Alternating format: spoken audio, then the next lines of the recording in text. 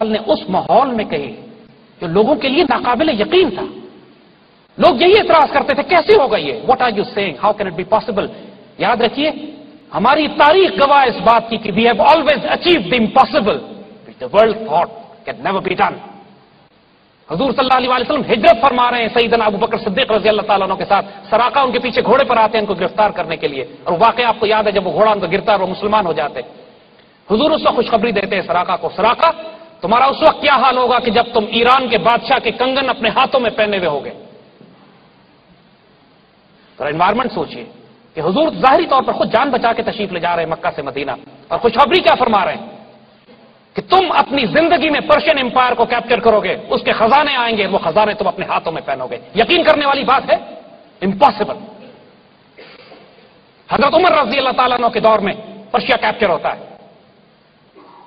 کسرا کے خزانے آتے ہیں, مسجد نبوی میں ان کا ڈھیر لگایا جاتا ہے اور اس کے اوپر وہ کنگن رکھے ہوتے ہیں. حضرت عمر رضی اللہ تعالیٰ عنہ کنگن کو اٹھاتے ہیں, سراقہ کو بلاتے ہیں, ان کے ہاتھوں میں کنگن پہناتے ہیں اور کہتے ہیں رسول اللہ نے تم سے اس وقت وعدہ کیا تھا. سراقہ چیخے مار مار کے روتے ہیں, یہ وعدہ میرے رسول نے مجھ سے اس وقت کیا تھا. بچوں جو فیصلے اللہ کر دیتا ہے اللہ کی بندوں کی زبان سے وہ صرف ادا ہوتے ہیں, ان فیصلوں میں کوئی تبدیلی نہیں ہوتی. لیکن انسان خوش نصیب ہوتے ہیں جو اپنے آپ کو اس فیصلے کا حصہ بنا لیں. یہ خوش نصیب لوگ ہوتے ہیں. They are on the right side of history.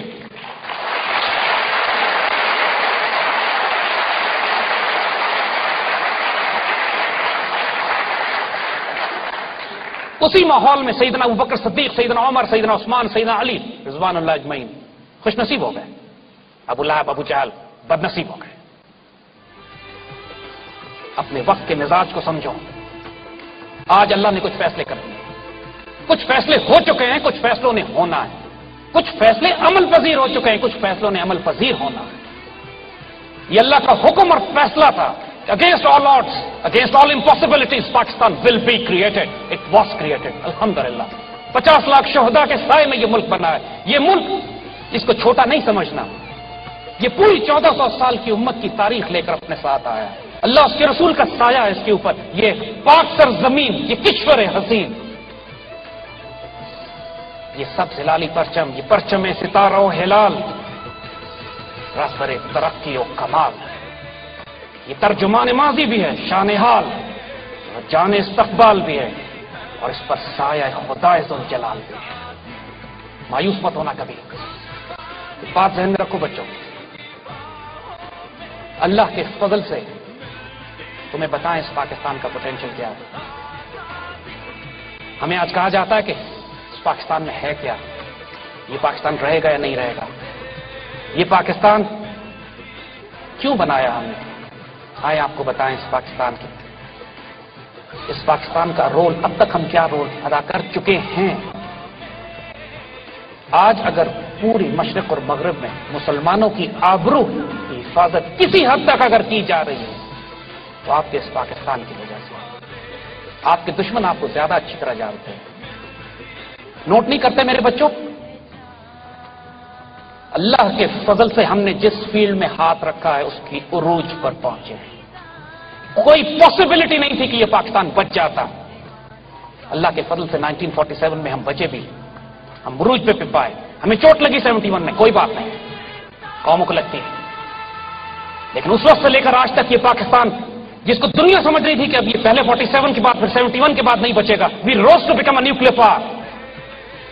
جس کو دنیا سمجھتی تھی یہ کمزور مسلمان ملک ہے, ہم نے سوویت یونین سے ٹکر لی, توڑ کے اس کو الگ کر کے رکھ دیا. 20 کروڑ مسلمان آزاد کرائے جو سینٹرل ایشیا میں پچھلے 150 سال سے سوویت غلامی میں تھے. Pakistan air force is the only air force in the world جس نے بیک وقت Indian and Israeli aircraft کو ایئر ٹو ایئر کمبیٹ میں مار کے گرایا ہوا ہے. They are scared of us, they terrorized of اس.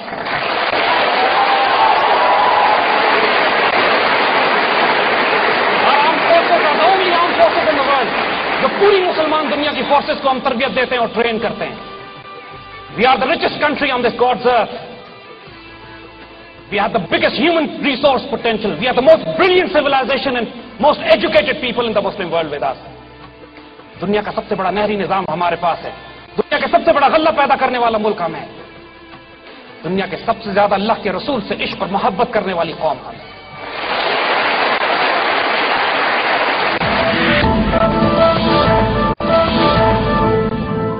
دوسری طرف انڈیا، اس ناپاک دشمن کو ہم کیسے بھول سکتے ہیں جس نے ہمارے وجود کو کبھی تسلیم نہیں کیا۔ پاکستان میں ہونے والے ہر فساد کے پیچھے ان کا ہاتھ ہے، اور اللہ کی قسم نہ تو ہم 47 کے کسی شہید کو بھولیں، نہ ہم 1971 میں ان کے غصب، ان کے ظلم کو بھولیں۔ ایک ایک شہید کا، ایک ایک بہن کی بے حرمتی کا حساب ہم نے رکھا ہوا ہے، and we will take revenge. ہم نے 1000 سال ان پر حکومت کی ہے، یہ احساس کمتری کا شکار ہے ہمارے ساتھ، ان کی جرأت نہیں ہے کہ ہماری آنکھوں میں آنکھیں ڈال کر بات کریں۔ یہ صرف غداری، دھوکے، منافقین، خیانت اور دوسرے صلیبیوں کے ساتھ مل کر پاکستان کو کمزور کرنا چاہتے ہیں۔ انشاءاللہ اللہ کی قسم ایسا کبھی نہیں ہوگا۔ یہ حضور صلی اللہ علیہ وسلم کی جو حدیث ابھی پوری ہونی باقی ہے، غزوہ ہند کی، جس طرح مسلمانوں نے 900 سال تک اپنی ملٹری کیمپینز بلڈ کی قسطنطنیہ کو فتح کرنے کے لیے، اس طرح حضور صلی اللہ علیہ وسلم کی وہ حدیث مبارکہ جنہوں نے اب ہونا ہے، جس کے مطابق ایک مسلمان فوج ہندوستان کیپچر کرے گی، دوبارہ کیپچر کرے گی۔ یہ محمد بن قاسم والی فتح نہیں، اور اس مسلمان فوج کا حدیث شریف میں واضح لکھا ہے کہ یہ ہندوستان کیپچر کرنے کے بعد یہ فلسطین جائے گی اور اسرائیل سے تصادم ہوگا اس کا۔ بائی گاڈ یہ فوج صرف اور صرف یہ قوم پاکستان ہے۔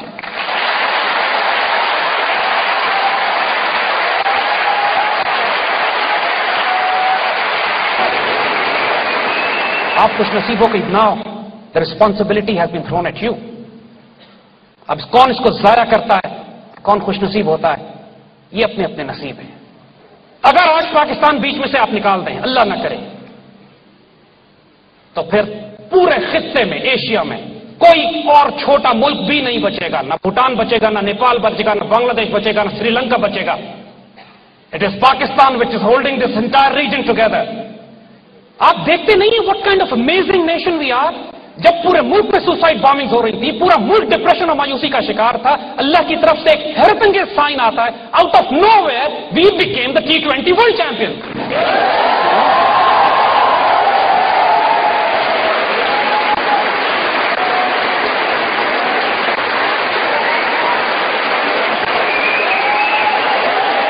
ہمیں اپنی آئیڈیالوجی کو ریوائو کرنا ہے جس پر ہم نے پاکستان کی تعمیر کی تھی۔ آئیں بتائیں آپ کو کہ صرف یہ مدینہ ثانی ہسٹوریکل ڈائمینشنز کی طرح نہیں ہے، وجہ سے نہیں ہے، ایک حیرت انگیز راز اللہ تعالیٰ کا کہ یہ معجزہ، یہ ملک جو 27 رمضان کو بنا ہے، جو جمعۃ المبارک کو بنایا گیا ہے، جو سایہ خدائے ذوالجلال میں ہے۔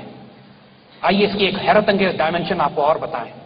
لفظ پاکستان یہ اللہ کی طرف سے دیا ہوا ہے، اور یہ قائد اعظم نے تو استعمال بھی نہیں کیا، یہ تو ہندو اخباروں نے چھاپنا شروع کر دیا کہ مسلمان پاکستان مانگتے ہیں، تو قائد اعظم نے اس پہ اسٹیٹمنٹ دیا کہ ہم کانگریس کے شکر گزار ہیں کہ they have given us word now.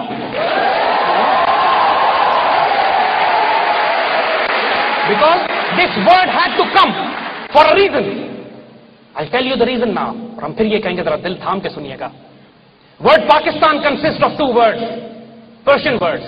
Pakistan کا تو قومی ترانہ بھی فارسی میں ہے، پاکستان، پاک اینڈ استان۔ استان فارسی زبان میں کہتے ہیں ٹیریٹری، لینڈ، شہر، علاقہ۔ Turkmenistan, Afghanistan, Tajikistan, Uzbekistan, Kazakhstan, جہاں پہ قازق، ازبک، تارک، ترکمان، افغان رہتے ہیں۔ استان، عربی میں استان کے لیے جو لفظ استعمال ہوتا ہے از مدینہ، سٹی۔ اور پاک، پاکستان کا جو پہلا لفظ ہے، بچپن میں ہمیں سکھایا پڑھایا گیا، پہلا کلمہ طیب، طیب مانے پاک۔ The word Pakistan in Arabic is directly translated as Madina Taiba.